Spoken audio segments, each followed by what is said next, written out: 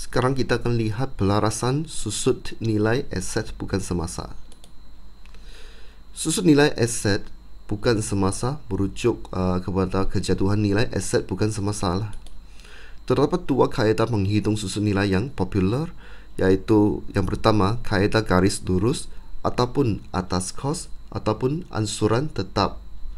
Kaedah kedua kaedah bagi perkurangan. Okey, ini formula untuk kaedah garis lurus ataupun atas kos ataupun ansuran tetap, iaitu kos aset taraf dengan peratus susut nilai taraf X per 12. Now, X per 12 ini adalah untuk case kalau aset itu tidak cukup penggunaan 1 tahun. Mungkin kan, mungkin dia baru beli pada bulan Julai tapi disediakan pernyataan kewangan pada 31 Disember. Jadi kalau tidak cukup 1 tahun, kita perlu letak X per 12, di mana X ini merupakan bulan penggunaan dari tempoh aset dibeli sehingga akhir tempoh perakaunan. Okey, jadi kalau untuk case aset itu cukup penggunaan untuk 1 tahun, ini tidak diperlukan.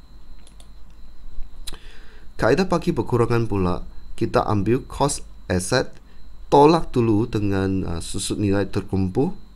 Okey, tolak dulu, kemudian baru kita taraf peratus susut nilai. Dan sama juga kalau dia tidak cukup 1 tahun, kita perlu letak X per 12, di mana X itu adalah tempoh ataupun bulan penggunaan. Okey. Now, untuk pelarasan susut nilai aset bukan semasa. Now, hitung susut nilai tahun semasa mengikut kaedah yang dikehendaki dalam soalan. Jadi, dua perkara yang perlu dibuat ataupun dua pelarasan. Yang pertama, dalam imbangan tugas, jika ada SNT, yaitu susut nilai terkumpul, jadi selepas anda kira itu, tambah terus di SNT.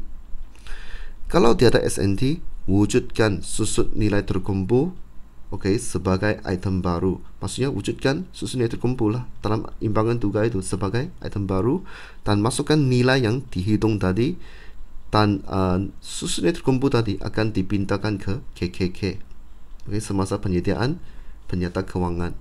Itu pelarasan pertama yang perlu dibuat.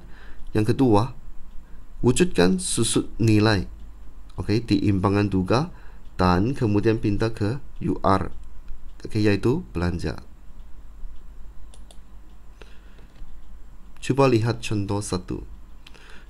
Dalam imbangan tugas ini kita diberikan kenderaan pada harga kos bernilai 140,000.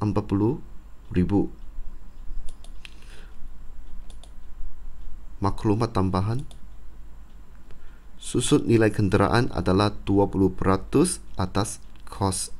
Jadi analisa dia, kita kira dulu kan. So 140,000 kali 20%, so susut nilai bagi tahun itu 28,000. Jadi pelarasan dia 1 tambah susut nilai kenderaan sebagai item baru, yaitu belanja, dan pindahkan ke UR.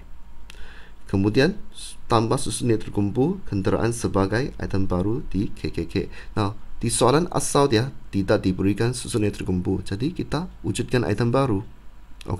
Di mana susut nilai kenderaan kita masukkan 28,000 di sebelah debit seperti belanja, dan susut nilai terkumpul kenderaan itu sebelah kredit.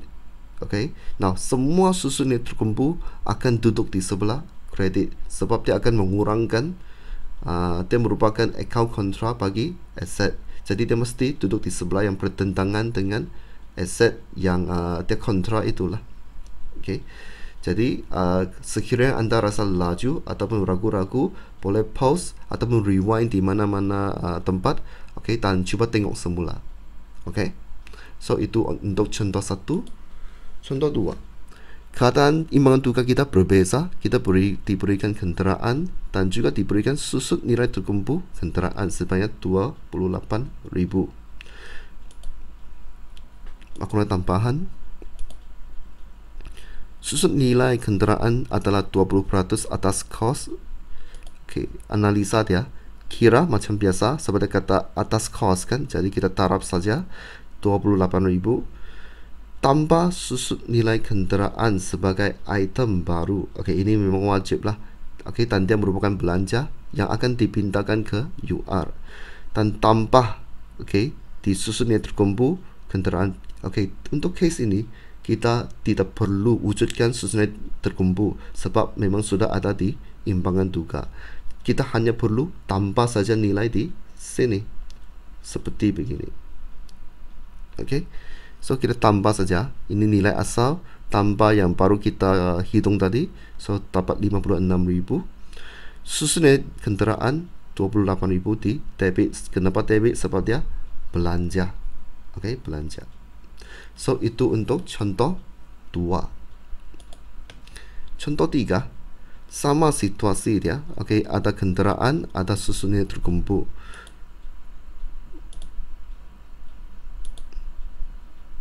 Okey, maklumat tambahan dia berbeza. Susut nilai kenderaan adalah 20% secara baki berkurangan. Soalan tadi atas kos kan, sekarang secara baki berkurangan.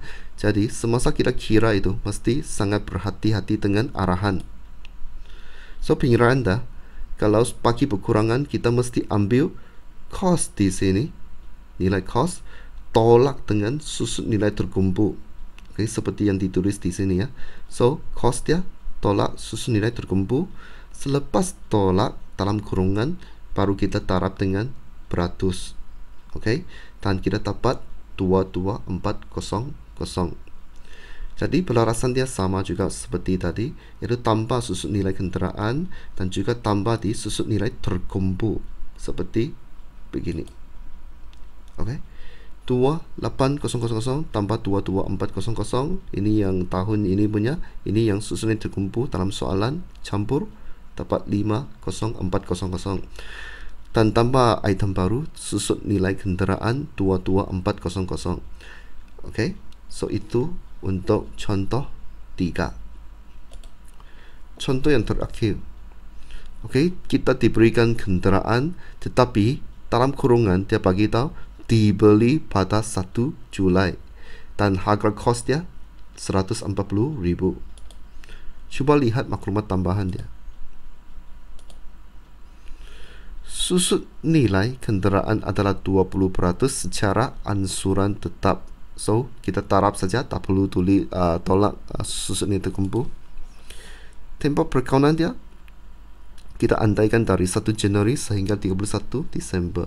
Jadi analisa dari 1 Julai sehingga 31 Disember itu adalah 6 bulan. So ingat, semasa kita kira bulan, mula kira daripada Julai. Okey, jangan ambil 12 tolak 7, itu memang tidak tepat tu. Okey, kira dari Julai sehingga Disember. Jadi kita taraf. Nah, untuk case ini kita tidak cukup 1 tahun sebab kita punya tempoh perikanan Januari sampai Disember 12 bulan kan. Tapi dia beli pada Julai, jadi tidak cukup 1 tahun. Kalau tidak cukup 1 tahun, selain kita taraf dengan peratus susun nilai, kita perlu taraf X per 12. X itu apa? Bulan penggunaan. Yang tadi kita kira bulan tu, itu adalah bulan penggunaan. Kita masukkan di X, kemudian kita tekan kalkulator, kita dapat 14.000. Jadi pelarasan dia masih sama, tambah susut nilai kenderaan dan disebabkan tidak mempunyai susun nilai terkumpul di dalam soalan, jadi kita wujudkan susun nilai terkumpul kenderaan seperti begini. Okey, susun nilai kenderaan 14.000 itu belanja. Okey, kemudian susun nilai terkumpul kenderaan 14.000 juga itu di sebelah kredit sebab semua nilai susun nilai terkumpul mesti duduk sebelah kredit. Kenapa? Sebab dia kontra dengan aset. Okey, iaitu dia akan mengurangkan nilai aset. Jadi dia mesti duduk di sebelah yang bertentangan, okey, dengan aset, okey, ataupun dengan account untuk dia.